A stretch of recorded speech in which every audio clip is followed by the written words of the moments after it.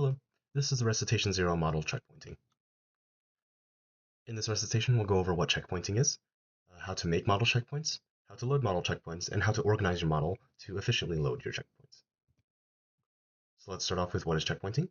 As we all know, training deep learning models takes a lot of time, so it would be helpful if at each epoch we could checkpoint and save parameters such as our model parameters, our optimizers, and scheduler states.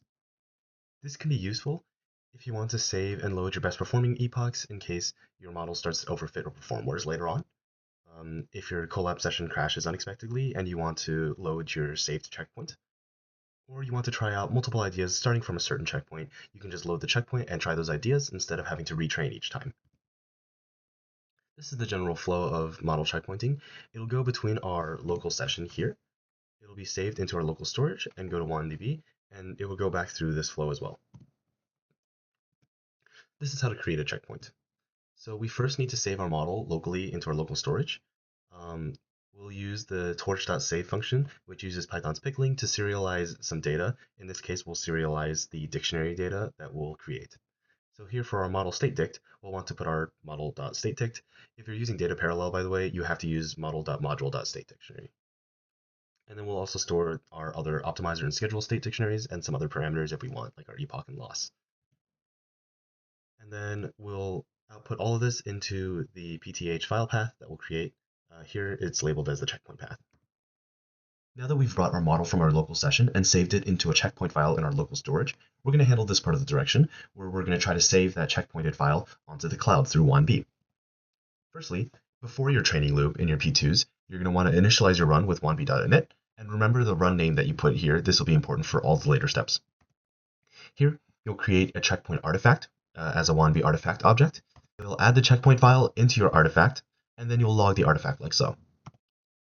As an option 2, you can directly save the checkpoint file if you want to do it quickly and in one line. However, this does lead to a little bit messy organization, so we would mostly recommend artifacting, but this can also work. Now let's get into how to load a checkpoint once you've saved it. Let's handle the direction where we want to take a checkpoint file from wanb and put it into our local storage now. If you saved your checkpoint file as a wanb artifact from before, then you'll need to do method 1. You'll need to obtain the run object if you need. You can obtain the information needed from your wanb URL if you go to your wanb website and create the run object here. Then you can retrieve and download the artifact into your local storage, and then use torch.load to load the checkpoint into a checkpoint dictionary. As an option 2, if you used wanb.save, you can simply use wanb.restore in this format, and then use torch.load just like before. So, in the case that your collab session or something like that has crashed, you'll need to redeclare all these models and optimizer and scheduler, but then once you redeclare them, it doesn't matter what the current numbers in them are. You can use torch.load to reload the checkpoint path that you already have, and then you can use model.load state dictionary, and then it'll take all the parameters from your checkpoint dictionary and put them all into your model. Or in this case, they'll also put all the numbers into your optimizer or scheduler, depending on which item in the dictionary you take in. Just note that whatever you put in for the model, the layers have to have the same dimensions, and for the optimizer and scheduler, they need to be the same type of optimizer and same type of scheduler. And now we'll talk a little bit about how to organize a model and load specific parts of it. So here, you can see that we'll have a dummy submodule. You can organize your parameters in submodules. You can also organize them by layer name. Here we have a few sequential objects. If we print out all the parameters of the model, we can see that it's just a dictionary with a bunch of keys with names in them, and then they have a bunch of values. When you want to load in specific weights, these key value pairings are especially helpful.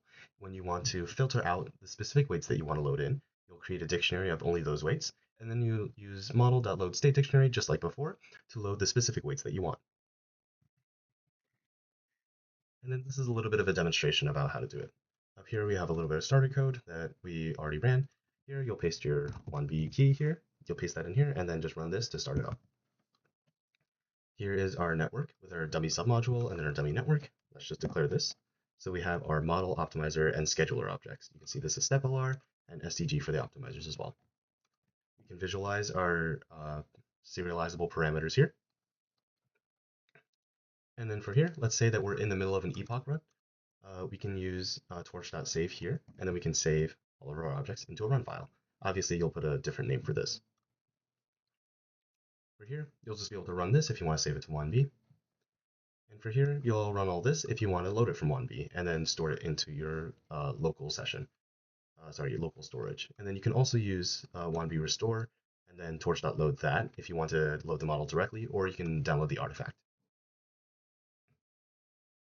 Here, once we have our checkpoint path, we can copy this, put this here. So then we'll load our checkpoint dictionary, and then from our checkpoint dictionary, we can grab all these parameters like the model state dictionary, optimizer, scheduler state dictionary. We can use the load operation on all of these. So let's say, for example, our runtime crashes. I'll just restart the session for demonstration purposes. So currently, we've lost all of our local variables, but we can redeclare these, and then we can redeclare our model optimizer and scheduler objects. And now if we go back down, we can use the load state dictionary for all these things and get our numbers back. So if it crashed in the middle of an epoch, this is how you can retrieve the values. For example, something to note is that if one of the dimensions are off, let's say we accidentally set this to 100 and then set this to 100, and we try to load that same checkpoint, this will not work. Size mismatch.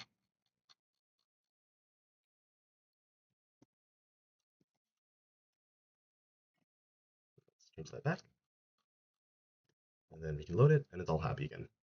And then you can run this if you want to grab specific layers from the model checkpoint. I hope this helps. Good luck.